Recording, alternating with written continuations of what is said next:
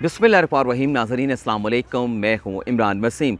नाज़रीन, आज की इस वीडियो में सुप्रीम कोर्ट ऑफ पाकिस्तान में जस्टिस कादी फ़ाइज़ा की लाइव स्ट्रीमिंग से मुतल्लिक मुतफ़र्रिक़ दरख्वास्त पर आज की अदालती कार्रवाई का अहवाल आप नाज़रीन के साथ शेयर करेंगे।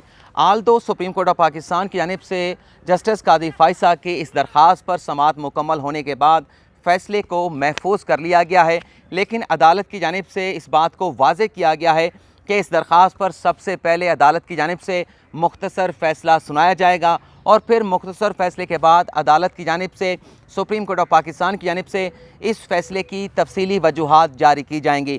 लेकिन अदालत की जानिब से आज की अदालती कार्रवाई में इस बात को वाज़ेह नहीं किया गया कि सुप्रीम कोर्ट का 10 रुकनी लार्जर बेंच जस्टिस कादी फ़ाइज़ा की इस दरख्वास्त पर मुख्तसर फ़ैसला कब सुनाएगी। आज की अदालती समाअत में जस्टिस कादी फ़ाइज़ा ने अपने इख्तितामी दलाइल में 4 मरतबा वज़ीर-ए-आज़म इमरान खान का जिक्र किया। जस्टिस कादी फ़ाइज़ा की जानिब से वज़ीर-ए-आज़म इमरान खान के 4 बयानात का आज की अदालती कार्रवाई में हवाला दिया गया है। आज की जब समाअत का आगाज़ हुआ तो सबसे पहले जस्टिस कादी फ़ाइज़ा की जानिब से 10 रुकनी लार्जर बेंच के सरबराह जस्टिस उमरता बंदियाल से इस बात का इस्तफ़सार किया गया कि सबसे पहले तो ये बताया जाए कि कल जो additional attorney general Aamir Rahman की जानिब से दलाइल दिए गए थे, आमिर रहमान किन फ़रीक़ैन की जानिब से अदालत में आर्गू कर रहे थे। इसके बाद एडिशनल अटॉर्नी जनरल ने अदालत को ये बताया कि उन्होंने वफाकी हुकूमत और सदर मुमलकत की जानिब से 10 रुकनी लार्जर बेंच के सामने आर्गू किया है, जिसके बाद जस्टिस कादी फ़ाइज़ा का ये कहना था कि ये जो कहा जा रहा है additional attorney general Aamir Rahman की जानिब से कि उन्होंने सदर मुमलकत और वफाकी हुकूमत की जानिब से अदालत के सामने दलाइल दिए हैं, तो उसके बाद एक बात तो वाज़ेह हो जाती है कि इस मुकदमे में वज़ीर-ए-आज़म इमरान खान, वज़ीर कानून फ़रोग़ नसीम, शहज़ाद अकबर और साबिक़ अटॉर्नी जनरल अनवर मंसूर की जानिब से मेरी लाइव स्ट्रीमिंग की दरख्वास्त के जो कंटेंट्स हैं, जो मंदरजात हैं और जो मेरी प्रेयर है, उसे एक्सेप्ट कर लिया गया है। जिसके बाद जस्टिस उमरता बंदियाल ने आमिर रहमान से ये कहा कि आप कुछ देर के बाद जब हम आपको रोस्टम पर बुलाएंगे तो आप वाज़ेह कर सकते हैं कि आपने किन फ़रीक़ैन की जानिब से अदालत में दलाइल दिए हैं। इसके बाद जस्टिस कादी फ़ाइज़ा की जानिब से अपने दलाइल का आगाज़ किया गया।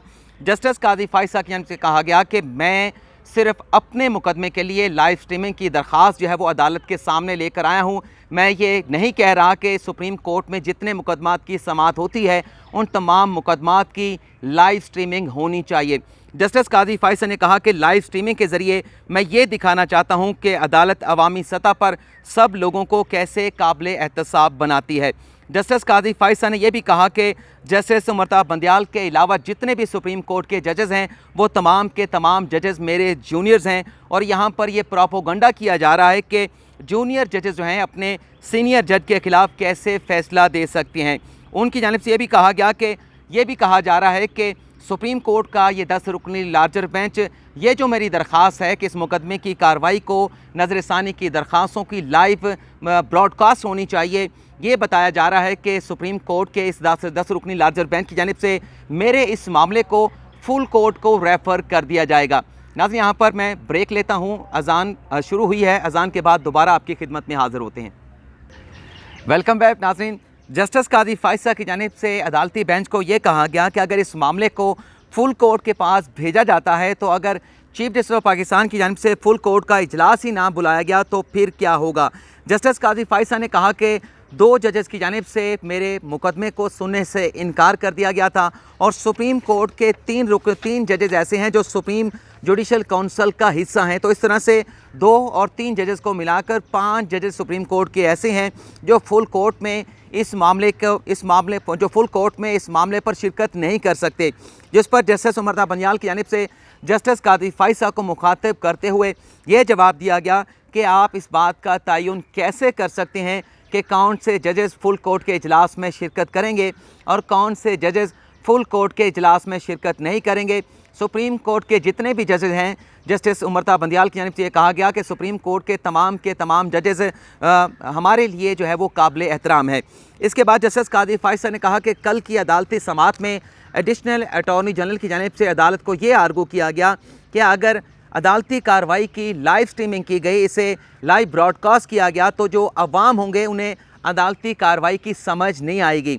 जस्टिस काजी फायसा ने कहा कि ये आर्गूमेंट्स देकर दरअसल पाकिस्तान के अवाम की तौहीन की गई है, पाकिस्तान के अवाम की तज़लील की गई है और पाकिस्तान की अवाम को जाहिल करार दिया गया है additional attorney general Aamir Rahman की जानिब से, जिस पर जस्टिस उमरता बंदयाल ने एक मरतबा फिर जस्टिस काजी फायसा से ये कहा कि ऐसा नहीं है, ये भी हो सकता है कि वफाकी हुकूमत के जो वकील हैं उनकी जानिब से अवाम को सादा कहा गया हो, सिंपल कहा गया हो और ये कहा गया जस्टिस उमरता बंदयाल की जानिब से कि आपका हर लफ्ज़ जो है वो मीडिया पर रिपोर्ट होता है। आपकी जानिब से गटर का लफ्ज़ भी इस्तेमाल किया गया, आपने किसी और सेंस में यहाँ पर गटर का लफ्ज़ इस्तेमाल किया, लेकिन मीडिया पर वो गटर का लफ्ज़ जो है वो और सेंस में जो है वो रिपोर्ट हुआ है, जिस पर जस्टिस उमरता बंदयाल ने कहा कि आपको अपने अल्फाज के चुनाव में एहतियात जो है वो बरतनी चाहिए। इसके बाद जस्टिस काजी फायसा ने दोबारा से अपने दलाइल का आगाज़ किया, लेकिन नाज़रीन यहाँ पर मैं ज़रूर कहना चाहूँगा कि ये जस्टिस काजी फायसा ने आज जो दलाइल दिए हैं बड़े तवील उनके दलाइल थे, जजेस के सवालात कम थे, जस्टिस काजी फायसा के दलाइल ज़्यादा थे। तो ये 9 सफ़ात जो है मैंने जस्टिस काजी फायसा के दलाइल के ऊपर लिखे हैं। तो ये एक सब्र वाला काम है जो आप नाज़रीन ने मेरे साथ रहना है और तमाम अदालती कार्रवाई को आपने सुनना है कि जस्टिस काजी फायसा ने अपने दलाइल में किस किस्म के सख्त आर्गूमेंट जो है वो आज की अदालती कार्रवाई में अडॉप्ट किए हैं। जस्टिस काजी फायसा की जानिब से ये कहा गया कि हुकूमत की जानिब से लिसानी कार्ड इस्तेमाल किया जा रहा है और इस लिसानी कार्ड ने पाकिस्तान को तबाह किया है। हुकूमती जो वकला हैं अदालत के सामने ड्रामा ना करें, वो कानूनी नुकात के ऊपर अदालत में दलाइल दें। जस्टिस काजी फायसा ने यह भी कहा कि परवेज़ मुशर्रफ और ज़ियाउल हक का नाम लेते हुए लोगों की टांगें कांपती हैं। मैं 46 साल से इस पेशे के साथ वाबस्ता हूँ और आज भी ख़ुद को स्टूडेंट ऑफ लॉ का स्टूडेंट समझता हूँ। बलूचिस्तान ने पाकिस्तान को बना कर दिखाया, लेकिन हम उन्हें नहीं कह सकते कि आप कौम के नौकर हैं।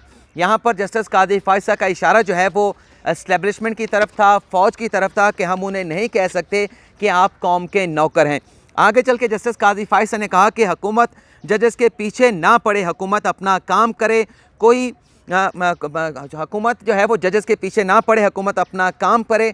पीटीवी के ऊपर कल की अदालती कार्रवाई की खबर को नहीं चलाया गया और जस्टिस काजी फायसा ने यह भी कहा कि कायदे आज़म मोहम्मद अली जिन्ना जो कि बानिए पाकिस्तान है, उनके दोस्त काजी ईसा के बेटे को गद्दार कहते हैं और ऐसी अगर सूरत हाल हुई तो मुल्क में रहना पसंद नहीं करूँगा। यानी जस्टिस काजी फायसा की जानिब से मुल्क छोड़ने का अपने दलाइल में इंदिया दिया गया। इसके बाद जस्टिस काजी फायसा ने कहा कि मैं अपने केस की जो कार्रवाई है अदालत में बैठे हुए सहाफ़ियों से रिपोर्ट नहीं कराना चाहता। मैं ये नहीं चाहता कि अदालत में बैठे हुए सहाफ़ी इस बात का फ़ैसला करें कि किस चीज़ को उन्होंने रिपोर्ट करना है और किस चीज़ को सहाफ़ियों ने, कमरा अदालत के सहाफ़ियों ने रिपोर्ट नहीं करना। मेरी ख्वाहिश ये है, मेरी दिलचस्पी ये है कि इस अदालती कार्रवाई को मीडिया के ऊपर लाइव स्ट्रीमिंग इसकी होनी चाहिए और अवाम जो है बराह रास्त इस मुकदमे की कार्रवाई को देखे। जस्टिस काजी फायसा ने कहा कि मैं अकेला भी रह गया तो चट्टान की तरह खड़ा रहूँगा।